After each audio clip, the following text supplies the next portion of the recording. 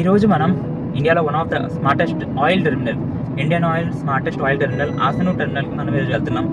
ఈరోజు మీకు oil terminal ఎలా ఉంటుంది, అవుట్ సైడ్ నుంచి ఎలా ఉంటుంది, ఇన్సైడ్ ట్యాంకర్స్లో ఆయిల్ ఫిల్లింగ్ ఎలా జరుగుతుంది, హ్యూమన్ ఇన్వాల్వ్మెంట్ ఉందా లేకపోతే మొత్తం ఆటోమేషన్ అనేది క్లియర్గా మీకు ఇవాళ ఎక్స్ప్లెయిన్ చేస్తాను అండ్ చూపిస్తాను కూడా. సో బిఫోర్ మనం వెళ్ళే ముందు జస్ట్ జర్నీలో మనం అసలు ఆయిల్ ప్రైసింగ్ అనేది ఎలా జరుగుతుందో మనం చూద్దాం. సపోజ్ మనం ఒక 100 రూపీస్ మనం పెట్రోల్ తీసుకుంటాం అనుకుందాం. ఒక 100 రూపీస్ తీసుకుంటే పెట్రోల్ కనుక అందులో అసలు ఆ 100 రూపీస్ మేకప్ అవడానికి ఏమేమి ఇన్వాల్వ్మెంట్ ఉన్నాయనేది మనం ఈరోజు డిస్కస్ చేద్దాం. మనం ఆయిల్ టెర్మినల్ రీచ్ అయ్యేలోపు మనం డిస్కస్ చేద్దాం. సో ఫస్ట్ మనం చూసుకుంటే కనుక ఒక 100 రూపీస్ ఆఫ్ పెట్రోల్ కొనుక్కున్నామంటే మనకి ఏ ఇన్వాల్వ్మెంట్, ఫస్ట్ మనం క్రూడ్ తెచ్చుకోవాలి. పెట్రోల్ కావాల్సింది క్రూడ్ కావాలి. సో మనకు అందరికీ తెలుసు most 80 to 85% of the crude oil అనేది మనం ఇంపోర్ట్ చేసుకుంటాం from various middle east countries నుంచి, రష్యా నుంచి, యూఎస్ఏ నుంచి. సో మనకి క్రూడ్ ఆయిల్ ఇంపోర్ట్ చేసుకోవడానికి కొంత అమౌంట్ పడుతుంది, కరెక్ట్ కదా. సో సపోజ్ మనం బ్యారెల్ కాస్ట్ ఒక 43 రూపీస్ అనుకుందాం. బ్యారెల్ కాస్ట్ 43 రూపీస్ వేసుకుంటే కనుక ప్లస్ షిప్మెంట్ ఛార్జెస్ ఉంటాయి, పోర్ట్ హ్యాండ్లింగ్ ఛార్జెస్ కూడా ఉంటాయి. సో అదొక 2 రూపీస్. సో 45 రూపీస్ మనం క్రూడ్ ఆయిల్ ఇంపోర్ట్ చేసుకోవడానికి మాత్రమే యూజ్ చేస్తాం. 100 రూపీస్ ఆఫ్ పెట్రోల్లో మనకి 45 రూపీస్ మనం క్రూడ్ ఆయిల్ ఇంపోర్ట్ చేసుకోవడం మాత్రమే ఉపయోగిస్తాం. సో వన్స్ క్రూడ్ ఆయిల్ మనకు వచ్చిన తర్వాత మన రిఫైనింగ్ ప్రాసెస్ స్టార్ట్ చేస్తాం. ఇండియన్ ఆయిల్ చూసుకుంటే కనుక Indian oil most of the refineries మనకి మోస్ట్ ఆఫ్ ద కంట్రీస్ మనకి నార్త్ సైడ్లో ఉన్నాయి. సౌత్ సైడ్లో మనకి ఓన్లీ సిపిసిఎల్ ఉంది, Chennai petroleum corporation limited. South నార్త్లో చూసుకున్నా కానీ గుజరాత్, పారదీప్, పానీపట్ చాలా ఉన్నాయి. అలాగే 10 to 12 రిఫైనరీస్ మనకి ఉన్నాయి. సో వన్స్ రిఫైనింగ్ స్టార్ట్ చేసిన తర్వాత రిఫైనింగ్ ఎండ్ ప్రొడక్ట్ వచ్చి దాన్ని ఓఎంసీస్ మార్కెటింగ్ చేసుకొని ఇక్కడ వరకు ప్రొడక్ట్ అనేది సేమ్. ఇక్కడ మనం మార్కెటింగ్ చేసుకునేది బట్టి ఐఓసిఎల్ అనేది మార్కెటింగ్ చేసి IOCL brand, HPC brand, BPC brand marketing చేసుకొని, సో వాళ్ళు మార్కెటింగ్ చేసుకొని వాళ్ళు ట్రాన్స్పోర్ట్ చేసుకొని అక్కడి నుంచి మనకి ఆయిల్ టెర్మినల్కి వస్తాయి. అంటే ప్రతి డిస్ట్రిక్ట్ అని చెప్పగానే మన స్టేట్లో చూసుకుంటే కనుక ఆయిల్ టెర్మినల్స్కి హైదరాబాద్ టెర్మినల్ ఉంది, విశాఖపట్నం టెర్మినల్ ఉంది, రాజమండ్రి టెర్మినల్ ఉంది, ఆయిల్ టెర్మినల్స్. సో అక్కడికి రిఫైనరీ నుంచి ప్రొడక్ట్ వస్తుంది. ఏదైతే ట్రాన్స్పోర్టేషన్ రావచ్చు లేకపోతే పైప్ లైన్స్ ద్వారా రావచ్చు. దీని అంతటికి కాస్టింగ్ ఒకటి. ప్లస్ ఆయిల్ టెర్మినల్ నుంచి మనం రెగ్యులర్గా యూజ్ చేసే పెట్రోల్ బంక్స్కి అక్కడి నుంచి సప్లై, ట్రాన్స్పోర్టేషన్ సప్లై అనేది ఉంటుంది. సో ఓవరాల్గా ఇదంతా మనం రిఫైనింగ్ కాస్ట్, ట్రాన్స్పోర్టేషన్ ఛార్జెస్ మొత్తం ఓవరాల్గా కన్సిడర్ చేస్తే జస్ట్ 10 రూపీస్ మాత్రమే అవుతుంది. సో 45 రూపీస్ ప్లస్ 10 రూపీస్ ఓవరాల్గా ఇంక్లూడ్ చేస్తే కనుక 55 రూపీస్ మనం ప్రాసెస్ ఛార్జెస్. 100 రూపీస్ ఆఫ్ పెట్రోల్లో 55 రూపీస్ అనేది ప్రాసెస్ ఛార్జెస్. దాని తర్వాత డీలర్ కమిషన్ 4 రూపీస్. ఇప్పుడు డీలర్ అనేది మనకు పెట్రోల్ బంక్ రన్ చేస్తూ ఉంటాడు. సో అదొక బిజినెస్. సో డీలర్ అనేది ఫ్రీగా రన్ చేయడం. పర్ లీటర్ మీద 4 రూపీస్ కమిషన్ తీసుకుంటాడు డీలర్.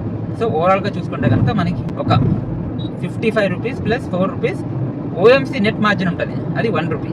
సో ఓవరాల్గా 5 rupees. So 55 plus 5 rupees 60 rupees మనకి oil companies plus dealer commission, process charge plus dealer commission, net commission. So ఓవరాల్గా 60 రూపీస్ అనేది మనం ఆయిల్ కంపెనీస్ నుంచి వస్తుంది. రిమైనింగ్ 40 రూపీస్ ఎక్కడికి వెళ్ళారా అంటే మన గవర్నమెంట్స్ తీసుకుంటున్నారు అనమాట. సెంట్రల్ డ్యూటీ ట్యాక్స్ అని, స్టేట్ సపరేట్ జిఎస్టీ లేదు కాబట్టి సెంట్రల్ సపరేట్ చేసుకుంటుంది. స్టేట్ ఎప్పుడు కావాలన్నప్పుడు ఇంక్రీజ్ చేసుకుంటుంది, సెంట్రల్ ఎప్పుడు కావాలన్నప్పుడు ఇంక్రీజ్ చేసుకుంటుంది. ఎలాగైనా వాళ్ళు ఇంక్రీజ్ చేసుకుంటారు, 100 రూపీస్ మెయింటైన్ చేస్తారు. సో ఓవరాల్గా 40% గవర్నమెంట్ తీసుకుంటుంది మన పాకెట్ నుంచి. సో మనం ఆల్మోస్ట్ ఒక క్లారిటీ వచ్చింది కదా అసలు 100 రూపీస్ ఆఫ్ పెట్రోల్ తీసుకుంటే కనుక ఎంత మనకి ఏమేమి కాంపోనెంట్స్ అనేవి ఇన్వాల్వ్ అయ్యాయని. సో ఆల్మోస్ట్ మనం ఒక టోల్ గేట్కి వచ్చాము. మనం ఆల్మోస్ట్ తిరిచి toll way, national highway authority of India toll గేట్కి వచ్చాము. చూద్దాం. సో జనరల్గా ఎందుకు టోల్ గేట్ దగ్గర జనరల్గా మనకి రెస్టారెంట్స్ ఉంటాయి. మీరు ఎప్పుడైనా ఒకటి గమనించారా? టోల్ గేట్కి వితిన్ 1 కిలోమీటర్ అటు సైడ్ కానీ ఇటు సైడ్ కానీ మనకి ఏ పెట్రోల్ బంక్ ఉండవు. ఎందుకంటే national highway authority of India rules ప్రకారం టోల్ గేట్కి 1 కిలోమీటర్ అటు సైడ్ కానీ, టోల్ గేట్కి ఇటు సైడ్ కానీ సరౌండింగ్స్లో 1 కిలోమీటర్ వరకు మనం పెట్రోల్ బంక్ అనేది పెట్టకూడదు. సో ఇప్పుడు మనం ఒక పెట్రోల్ బంక్, జనరల్ గా రిటైల్ అవుట్లెట్ అంటారు దాన్ని. పెట్రోల్ బంక్ బిజినెస్ గురించి మాట్లాడుకుందాం. ఎలాగో టైం ఉంది కదా మనకి, పెట్రోల్ బంక్ బిజినెస్ గురించి మాట్లాడదాం. పెట్రోల్ బంక్ బిజినెస్ చేస్తే ఎంత ప్రాఫిట్ వస్తుందో, ఎంత లాస్ వస్తుందో. జనరల్ గా మనం మేజర్లీ మనం చూసుకుంటే కనుక సపోజ్ మన ఇండియాలో ఒక 1 lakh పెట్రోల్ బంక్స్ ఉంటాయి కనుక ఆల్మోస్ట్ మనకి 80,000 to 90,000 పెట్రోల్ బంక్స్ ఉన్నాయి ఇండియా మొత్తం చూసుకుంటే కనుక. దాంట్లో 45,000 to 50,000 మన ఇండియన్ కార్పొరేషన్ ఉంటాయి. రిమైనింగ్ 25,000 బీపీసీఎల్, రిమైనింగ్ 20,000 హెచ్పిసిఎల్, ఇంకా private companies remaining 5 to 10,000 Jio BP అని, Shell companies, Nayara petrol bunks, ఇవి రీసెంట్గా చాలా వస్తున్నాయి. సో ఇవి జనరల్గా మనం ఎప్పుడైనా సరే ఒక పెట్రోల్ బంక్ బిజినెస్ స్టార్ట్ చేయాలంటే జనరల్గా ఇండియన్ ఆయిల్ ప్రిఫర్ చేస్తే, నా ప్రకారం ఇండియన్ ఆయిల్ ప్రిఫర్ చేస్తే బెటర్. బికాజ్ ఏ టైంలో అయినా కానీ ఫస్ట్ ఇండియన్ ఆయిల్ సప్లై అనేది బ్లాక్ చేయదు ఇప్పుడు. ఎందుకంటే ఇండియన్ ఆయిల్ యొక్క core theme India first. So ఏ కాన్సెప్ట్ ఏ టైంలో చూసుకున్నా కదా, ఇన్ దిస్ సిచ్యువేషన్లో కూడా చూసుకున్నా కదా, ఇండియన్ ఆయిల్ ఎప్పుడు మనకి సప్లై బ్లాక్ చేయదు. మనకి డీలర్కి ఎప్పుడు సాటిస్ఫాక్షన్, సప్లై వస్తూనే ఉంటుంది డీలర్కి. ఇంకోటి హెచ్పిసి, బీపీసీ అప్పుడప్పుడు, బట్ స్టిల్ ప్రిఫరబుల్ ఎప్పుడైనా గవర్నమెంట్ ఆయిల్ మార్కెటింగ్ కంపెనీస్లో ఇన్వెస్ట్ చేయడం చాలా బెటర్. అంత ఈజీగా క్లోజ్ అవ్వదు, అంత ఈజీగా సప్లై ఆగదు. సో గవర్నమెంట్ బ్యాకప్ సపోర్ట్ ఉంటుంది. ఇప్పుడు సపోజ్ మనం ప్రైవేట్ కంపెనీస్లో ఇన్వెస్ట్ చేయాలనుకో, సపోజ్ నయారా పెట్రోల్ బంక్ పెట్టుకున్నాం అనుకున్నాం అనుకో. నయారా పెట్రోల్ బంక్ ఏంటంటే సపోజ్ మనకి ఏంటంటే గవర్నమెంట్ ప్రైస్ రిస్ట్రిక్ట్ చేయడం వల్ల ప్రైవేట్ కంపెనీస్కి అంత ఫ్రీడమ్ ఉండదు. పెట్రోల్ ప్రైస్ ఇంక్రీజ్ చేయడం కానీ డిక్రీజ్ చేయడం. సపోజ్ ఇంక్రీజ్ చేశారు అనుకోండి, oil suppose Indian oil BPCL values rate తక్కువ ఉంటుంది. ప్రైవేట్ బంక్స్ ఇంక్రీజ్ చేస్తే వాళ్ళ దగ్గరికి ఎవరు రాడు, బిజినెస్ పోతుంది. సో అంత ప్రిఫరబుల్ కాదు కాబట్టి ప్రైవేట్ ఆయిల్ కంపెనీస్లో ఇన్వెస్ట్ చేయడం అంత నేను ప్రిఫర్ చేయను. So suppose Indian oil petrol బంక్లో ఇన్వెస్ట్ చేయాలని ఫిక్స్ అయిపోయాం. ఫస్ట్ స్టెప్ ఏంటంటే ఎవ్రీ 5 yearsకి అడ్వర్టైజ్మెంట్ రిలీజ్ చేస్తారు.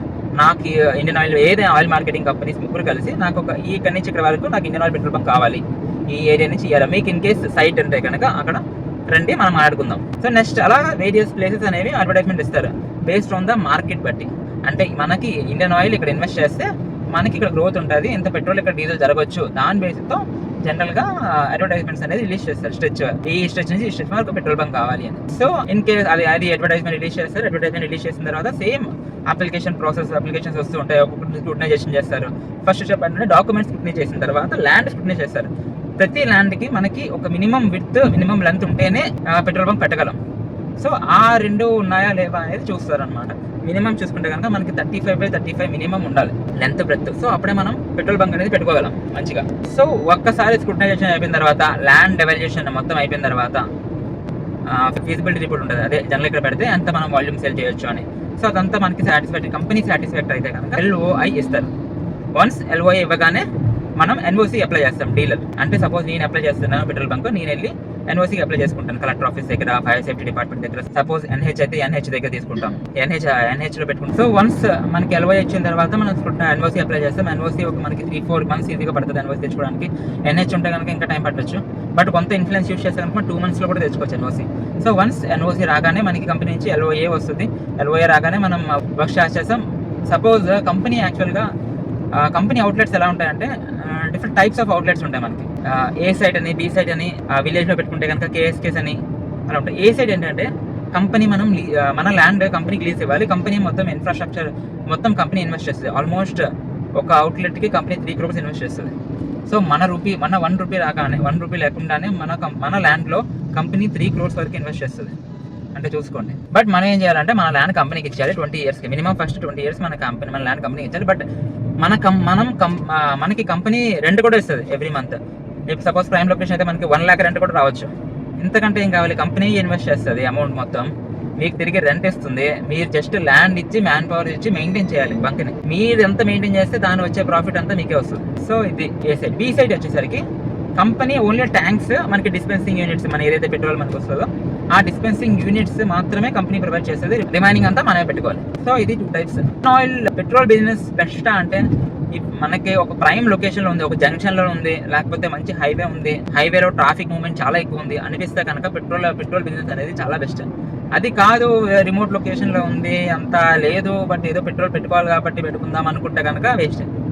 బికాజ్ చాలా మంది చూశాను, కొనుక్కుంటారు మంచిగా చాలా, బట్ అక్కడ సేల్ ఉండదు, ఏమీ ఉండదు. సో బాగా లాస్ అయిపోయిన వాళ్ళు కూడా చాలా మంది ఉంటారు. కంపెనీకి 20 years ఇచ్చిన తర్వాత అంత బిజినెస్ రాకపోతే కూడా ఆ కంపెనీ ఆ ల్యాండ్ ఏం చేసుకోలేదు, కంపెనీ కూడా చాలా సఫర్ అవుతుంది. సో ప్రైమ్ లొకేషన్ ఉంటే కనుక ఈజీగా కళ్ళు మూసుకొని పెట్రోల్ బిజినెస్ పెట్టుకోవచ్చు. సో ఇది పెట్రోలియం బంక్ పెట్టుకోవడానికి ప్రాసెస్. అదే కాదు Nayara petrol bunk, private petrol bunks పెట్టుకోవడానికి ఎంత ప్రాసెస్ అవసరం లేదు. డైరెక్ట్గా వాళ్ళకి మనీ కడితే వాళ్ళే అంతా రెడీ చేసుకొని వాళ్ళే చేస్తారు. అది కొంచెం ఈ సింపుల్ ప్రాసెస్. మనం ఆల్మోస్ట్ ఆసన టర్మినల్ దగ్గరలో ఉన్నాం.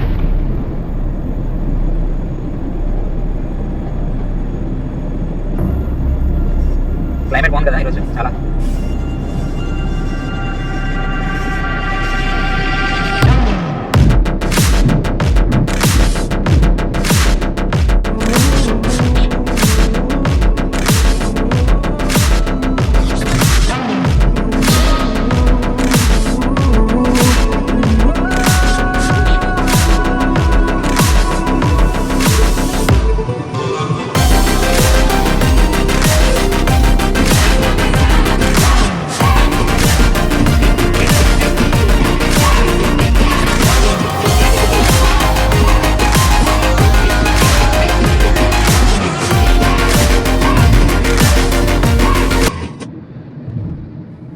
సో ఆల్మోస్ట్ మనం ఇండియన్ ఆయిల్ టెర్మినల్కి వస్తాము, లోపలికి వెళ్తున్నాం.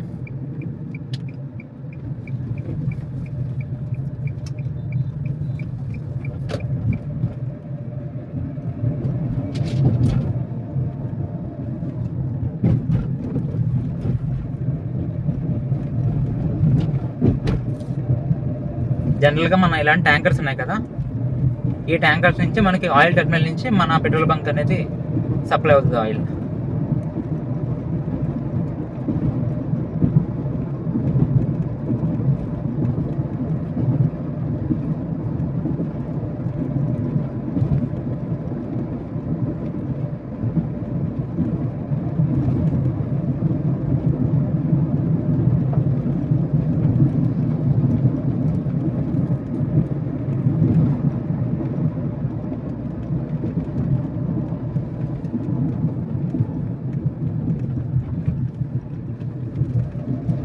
చూడండి, ఇండియన్ ఆయిల్ వచ్చేసాము.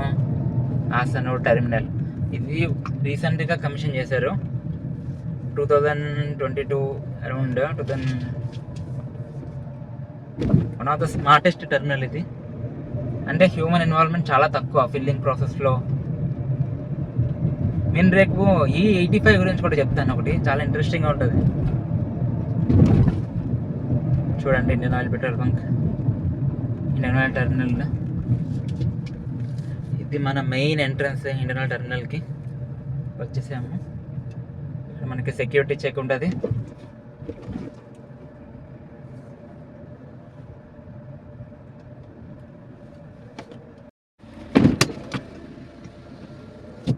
నేషనల్ లా లిమిట్.